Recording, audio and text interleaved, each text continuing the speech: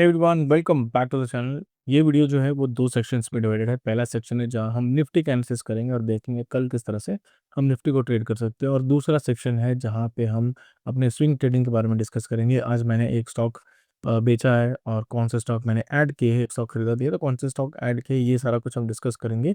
और कौन से स्टॉक्स हमने कल प्लान किए थे लेकिन वो मैंने क्यों बाय नहीं किया, और वो जो भी है सारा कुछ डिस्कस करेंगे। तो आपको जो भी सेक्शन प्रेफरेबल है उस सेक्शन को जंप कर सकते हैं या फिर कंटिन्यू कर सकते हैं वीडियो पे। आइए वीडियो पे चलते हैं। तो बात करें अगर निफ्टी की, तो यहाँ पे निफ्टी में कल हमने डिस्कस किया था कि एक पॉजिटिव न्यूज़ हमें आना चाहिए। अगर पॉजिटिव न्यूज़ एक अच्छा आएगा तब यहाँ पे 24,000 के ऊपर मार्केट निकलेगा। और यहाँ पे देखो सरप्राइजिंगली मार्केट बहुत ही अच्छा रिकवर कर गया है। यहाँ पे अगर आप रिकवरी देखो तो बहुत ही अच्छा रिकवरी, जनरली इस तरह का रिकवरी आती नहीं थी।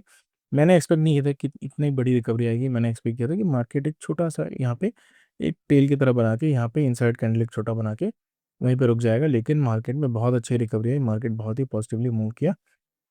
तो यहाँ से अब होगा क्या, यहाँ से अब हो सकता है कि कल के दिन हमें कंटिन्यूएशन देखने को मिले या फिर एक साइडवेज एक दो दिन देखने को मिले और उसके बाद फिर कंटिन्यूएशन देखने को मिले। तो ये जो हमारा जो रेजिस्टेंस है वो फिर से आ गया इसके में, और हो सकता है इस बार इसको पक्का ये ब्रेक कर देगा अगले हफ्ते में। तो हो सकता है अगले हफ्ते के लिए हमें एक बहुत अच्छा बुलिश मूव देखने को मिलेगा। अगर आप वीकली चार्ट देखो, let me remove the drawings, तो यहाँ पे आप देखो अभी भी एक रेड कैंडल के फॉर्म में है। इवन दो ये एक शूटिंग स्टार की तरह लग रहा है, लेकिन कैंडल का जो कलर है वो अभी भी रेड है। तो यहाँ पे मुझे लगता है यहाँ पे एग्रेसिवली ये ऊपर की तरफ निकल जाएगा विद इन दिस वीक। हो सकता है कि इस थोड़ा इसको ग्रीन पे कन्वर्ट कर दें ज़्यादा से ज़्यादा, लेकिन उसके बाद मुझे नहीं लगता है यहाँ पे बहुत ज़्यादा स्कोप है या एरिया है मार्केट में। तो धीरे धीरे करके अगले हफ्ते में हो सकता है धीरे धीरे करके एक अच्छा ग्रीन कैंडल हमें देखने को मिलेगा। तो कल हम किस तरह से ट्रेड करेंगे, तो अभी अगर आप देखो तो मार्केट 24,000 के ऊपर फिर से निकल चुका है। तो यहाँ पे हमारा जो सपोर्ट है वो 24,000 ही रहेगा। 24,000 को एक सपोर्ट की तरफ फिलहाल मार्केट लेकर चल रहा है। तो यहाँ से अगर आप देखो मार्केट अगर कल गैप अप खुलता है तो किसी पॉइंट पे अगर ये 24,075 को क्रॉस करता है तो ये ऑलमोस्ट एक 100 पॉइंट्स इजीली यहाँ पे निकल जाएगा। Let me draw it properly. तो यहाँ से का एक आज का जो टॉप है वीक को हम कंसिडर नहीं कर रहे हैं। तो यहाँ पे अगर आप देखो इस एरिया के आसपास से जब ये निकला, और फॉर एग्जांपल 70-75 के आसपास यहाँ से जब ये ब्रेक करेगा तो हो सकता है 166-170 के आसपास ये आराम से निकल जाएगा। तो धीरे धीरे करके ये यहाँ पे पहुंचेगा या फिर एग्रेसिवली भी जा सकता है, क्योंकि मार्केट में बहुत से लोग वेट कर रहे हैं एक बुलिश मोमेंट का, लेकिन वो बुलिश मोमेंट आ नहीं रहा है। और अगर आप देखो ओवरऑल क्रूड के प्राइसेस भी गिर रहे हैं और गोल्ड के प्राइसेस भी अच्छे गिर रहे हैं। तो यहाँ पे हो सकता है कि एक अच्छा मूव हमें देखने को मिले कल के दिन, और कल के दिन यहाँ पे एक अच्छा बुलिश मूवमेंट देखने को मिले। अगर मार्केट गैप डाउन खुलता है तब यहाँ पे कंफ्यूजिंग हो जाए, क्योंकि मार्केट अगर ये कंटिन्यू होता है आज के दिन सेलिंग में तो यहाँ पे लोग इंटरेस्टेड रहते हैं सेलिंग में, लेकिन मार्केट यहाँ पे पूरी तरह रिवर्स कर गया है। तो यहाँ पे प्रॉब्लम क्या है कि लोग कंफ्यूज है और कल के दिन सेलिंग के लिए मार्केट में कोई नहीं आएगा, ज़्यादा हमें मूवमेंट देखने को नहीं मिलेगा, तो साइडवेज ही होगा। तो अगर बुलिश मूवमेंट है, अगर 24,073 को क्रॉस करता है कल किसी भी पॉइंट पे, तो यहाँ पे 100 पॉइंट्स का हमें यहाँ पे टारगेट इजीली मिल जाएगा।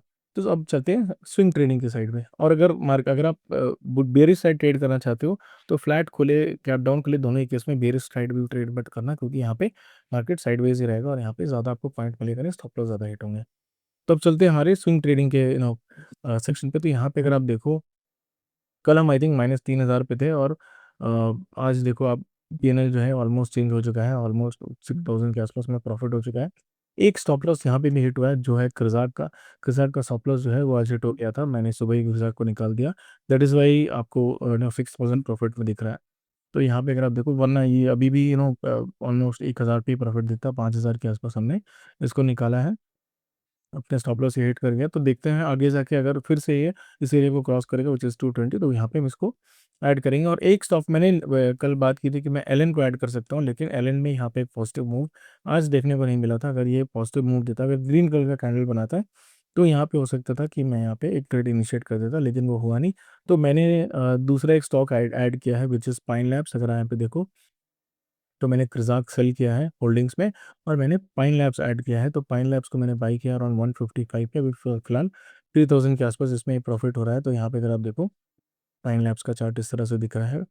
ये आईपीओ के बाद बहुत ही एग्रेसिवली यहाँ पे सेलिंग आई थी। जो आईपीओ के बाद सेलिंग आती है वो जनरली आती है, तो यहाँ पे ये देखने को मिला। और यहाँ से ही हो सकता है कि ये बॉटम हो या ना हो ये तो नो इम्पोर्टेंट नहीं है। इम्पोर्टेंट ये है कि यहाँ से जो रिस्क रिवॉर्ड है वो बहुत अच्छा दिख रहा है। अगर आप देखो यहाँ पे एक बॉटम फॉर्म करने की कोशिश तो की गई है। यहाँ पे देखो जिस तरह से ओके, जिस तरह से ये मूव कर रहा है टू पीस या जिस तरह से ये मूव कर रहा है, एक बॉटम फॉर्म करने की कोशिश की है बहुत दिन। यहाँ पे ये वेट करता रहा विच इज़ अराउंड मई के आसपास से ये अभी तक वेट करता रहा। यहाँ से मार्केट ने टच किया और उसके बाद नीचे इसको ब्रेक किया, बहुत दिन इसको वेट किया और अब ये एक ब्रेकआउट बनाया है। तो यहाँ से हो सकता है कि ब्रेकआउट करते हुए ये ऊपर की तरफ निकले या फिर ये वापस इसी एरिया में आ जाएगा। अगर ये वापस इसी एरिया में आ जाता है तो एक स्टॉप लॉस हिट होगा 5% का, वरना अगर ये ऊपर की तरफ निकलता है तो हो सकता है कि हमें एक अच्छा प्रॉफिट देखने को मिल जाए। तो इस यहाँ पे जो एक्सपेक्टेड प्रॉफिट है वो ज़्यादा है, अराउंड 30% का प्रॉफिट हमें देखने को मिल सकता है। और हमारा जो रिस्क है वो सिर्फ 5 से 6% के आसपास है और ऑलमोस्ट 5.32% के आसपास, 5-6% के आसपास आप रिस्क ले सकते हो क्योंकि यहाँ पे टारगेट बढ़ा है। तो ये जो एरिया है यहाँ पे उसका प्रीवियस हाई बनाया था उसने, तो यहाँ पे यहाँ के आसपास हम इसका टारगेट एक्सपेक्ट कर रहे हैं, अराउंड 50 पॉइंट्स का टारगेट यहाँ पे।